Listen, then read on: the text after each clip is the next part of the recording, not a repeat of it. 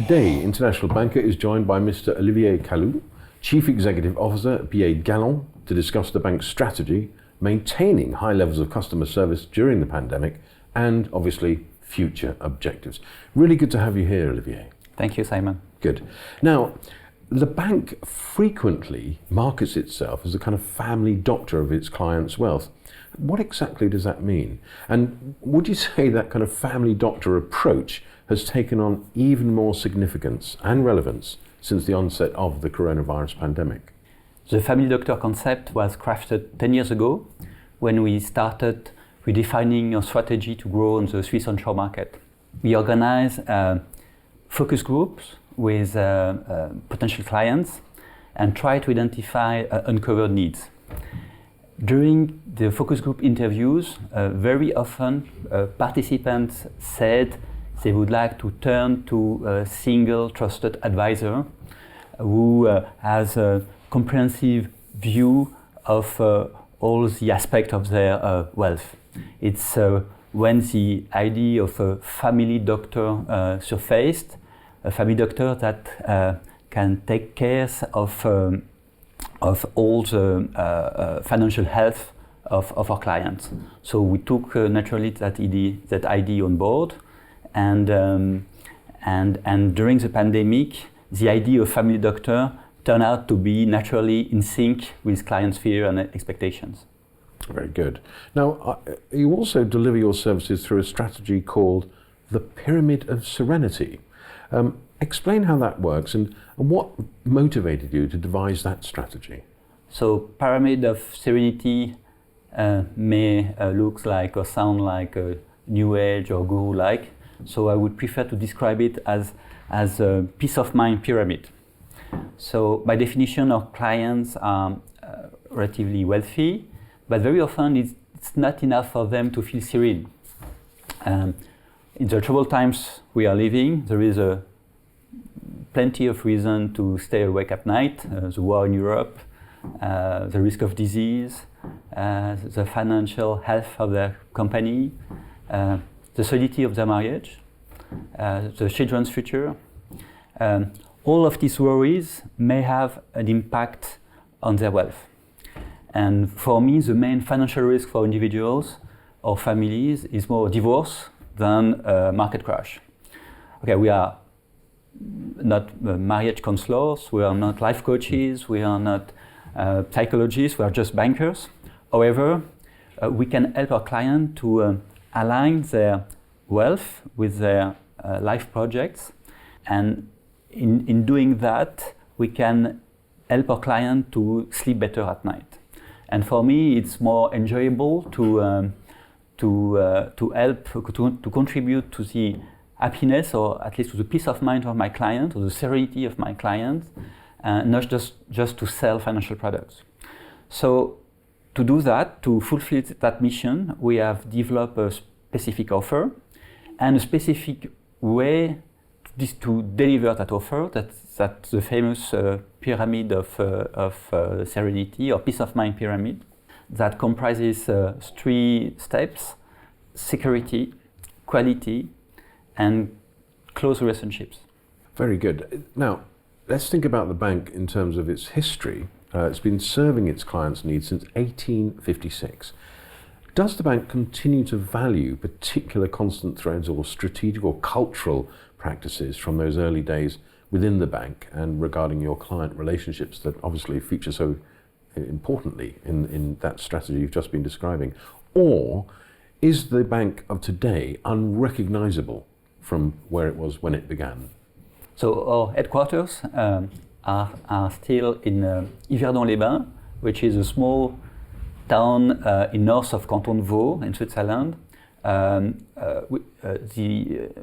is the hometown of the Piguet family, and where this banking adventure began. We still have clients who are the descendants of a family who started doing business with the Banque Galland at the foundation of the Banque Galland, so in the last decade of the 19th century. We kept the traditional logo of the Piguet family, the oak leaf, but in the last 10 years we have considerably modernized the bank, just to make sure we are able to face the challenges of our times. And we aim to propose a modernized version or contemporary version of the Swiss private banking with an increased transparency and professionalism. Very good. And now, in terms of remaining on top of your clients' needs, and again, that proximity, that staying in touch with them, how challenging has the pandemic and resulting restrictions been for you? Is it simply a case of having more online and Zoom meetings with clients, or have you devised other effective strategies to maintain regular client contact? So to be effective in developing close relationships with our client, we need 3 ingredients. First, the right level of information about their needs, their projects, their financial situation. Second, the right offer to address those needs and to be able to help them to carry their life projects. And finally, and this is perhaps the most important point, the ability to connect emotionally with the client. Again, we are bankers. We look at balance sheets, at P&Ls, at debit and credit statements, but managing emotion remains a very important part of our job.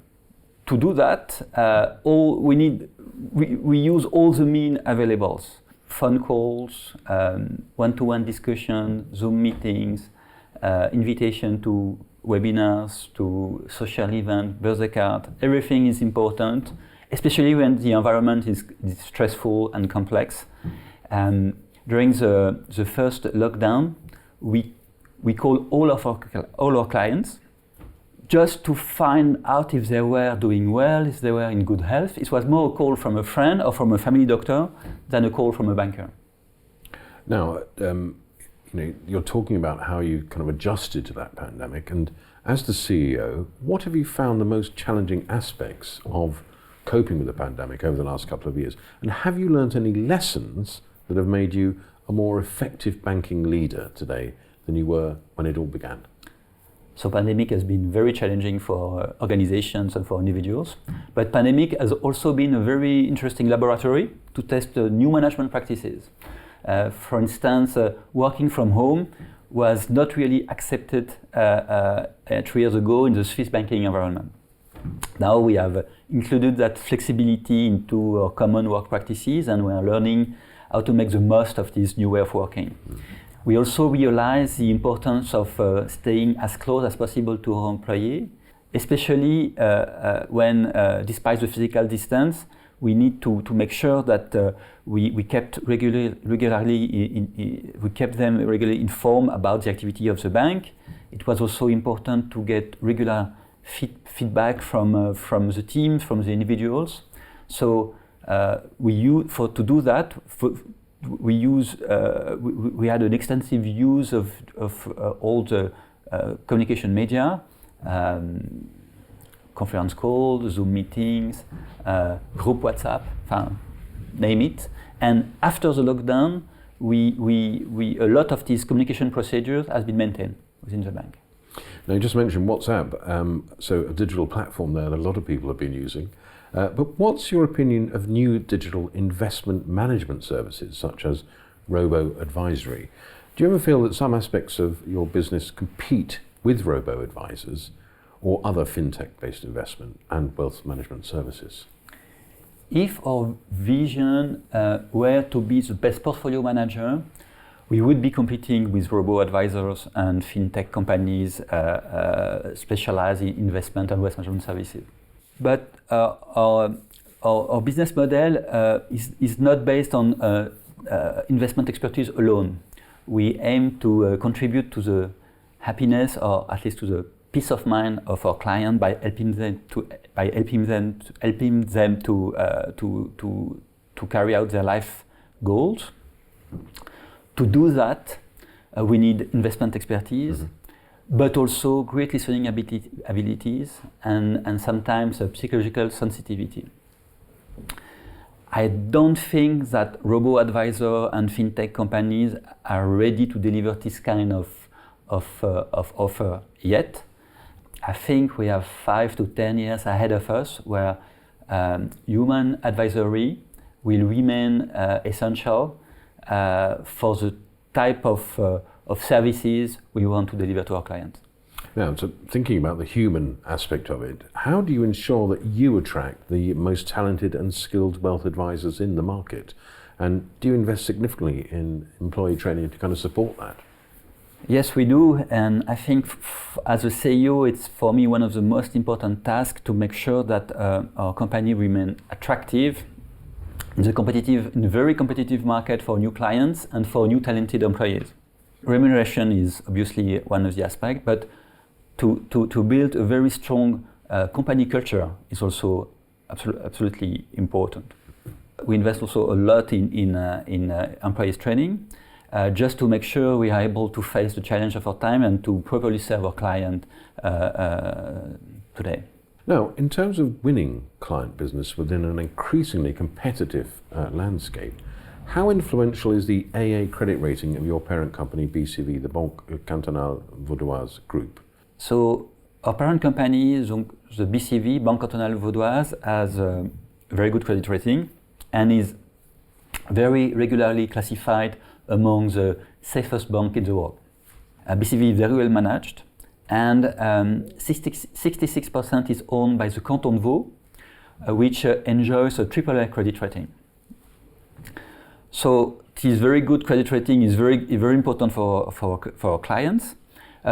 We want to offer the best of both worlds, the security of one of the best banking shareholders in the world, and the agility and the performance of a boutique, financial boutique, focusing on one market, Switzerland, and with one mission to be the family doctor of our clients, taking care of their financial health. But we use also BCV capabilities and resources to improve our offer and the effectiveness of our operation through custody, trading, compliance, fund administration. Okay, that was going to be my next question, is what other resources do you use? But you've answered it already. Now, you frequently stress the importance of building these kind of long-lasting relationships with clients based on trust, based on that position that you're quite clearly setting out.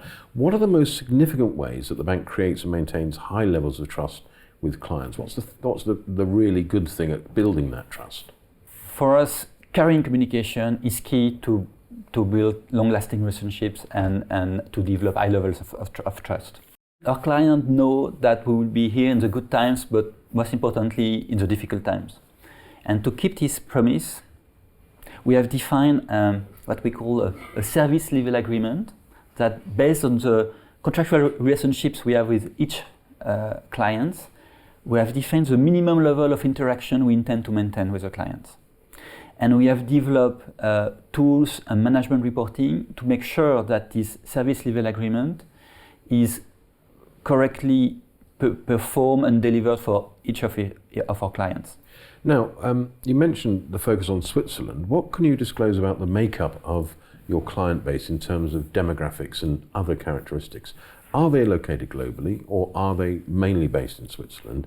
And are they primarily private individuals or institutional investors? Don't give away any secrets, but just generally, it'll be interesting to know. So 80% of our clients are domiciled in Switzerland, which doesn't mean that they all have a Swiss passport. Switzerland is very international, especially Geneva, Zurich, Lausanne. And 20% of our clients are institutional investors, mainly pension funds of Swiss corporations. And the remaining 80% are wealthy individuals or families. We are also targeting entrepreneurs and independent professionals as clients as well. Let's move on to ESG, environmental, social and governance considerations. Do these frequently come into the bank's decision-making process when devising investment portfolios for the kind of client you've just been describing? And have you noticed a significant uptick in customers identifying such considerations in recent years, especially given the global focus on issues such as climate change and social justice? So ESG investment consideration comes very frequently into discussion with institutional investors and are starting to be to be considered also by private clients. So we have developed an offer to address this demand, but building ESG investment capabilities is for us is part of a more global initiative we have launched on the corporate social responsibility. We have initiated the process to get a B Corp certification, and we measure and manage our impact using the B Corp assessment framework. That means that the bank operations are divided into 5 areas: governance, workers, community, environment, and customer. ESG investments consideration belong to the fifth areas, customers, and we are working on that topic, but we are also working on the other area, and like our carbon footprint or the employee engagement.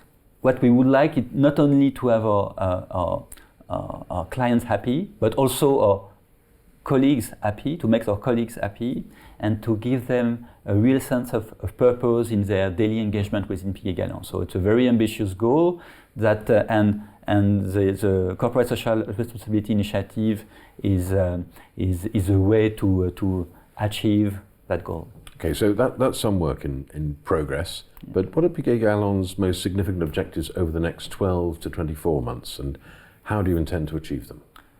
So our main objective is definitely to continue to grow on the Swiss onshore market. And to do that, we need to continue to reinforce our offer, to recruit the right people with the right skill set, to continue to invest in our in employees and in the employee training, in our corporate culture. We have also to build up our distribution channel, physical and digital, to continue to improve our business processes and to get the B Corp certification. Very good. Now you've been there for 10 years, I think 16 years in total, but 10 years as CEO. What do you regard as your most successful accomplishment as the bank's leader during those 10 years? And what's been your single most significant challenge?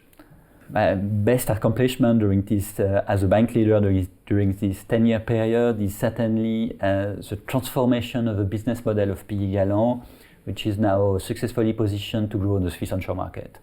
This profound transformation has been very challenging for the team and for me. Getting our employee on board and implementing the change require a great deal of energy and conviction. But the enthusiastic feedback we receive from our client convinced us that the strategic vision was right and encouraged us to keep implementing this new business model we have chosen. Well, it's been fascinating hearing that story of that transformation. So it's been very good meeting you today. So thank you very much for your time. Thank you, Simon.